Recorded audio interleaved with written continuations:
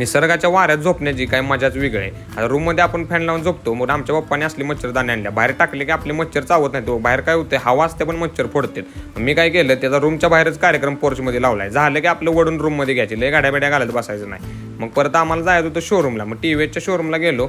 आता श्रेयसला घ्यायची होती गाडी. मग IQचं जरा कोटेशन काढलं. मग कोटेशन वगैरे काढलं आणि येताना म्हटलं भावाला काहीतरी द्यायला लागते. मग श्रेयसने दिली लस्सी. तेवढ्या साम्या पण गावला होता. मग लस्सी उताव मारला आणि दुकानावर गेलो तर तेवढ्यात DK गावला. मग DKला नाश्त्याला थर्ड लावला. DKने दिला आपल्याला रगडा दिल्यानंतर काकांना चहाला फाडत होतो. परत तलपला गेलो, चहा प्याला.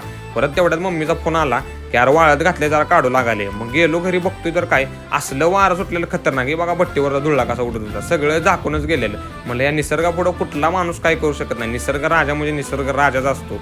एखाद्याला वर पण काढतो आणि एखाद्याला खाली पण घालवतो, असं हे निसर्गाचं काम. वारं बघा कसलं खतरनाक सुटलं. आता म्हणलं झाड काय उडून जाते काय. व्हिडिओ कसा वाटला तुम्हाला सांगा आणि जाताना भावाला तेवढं फॉलो करायला लागते.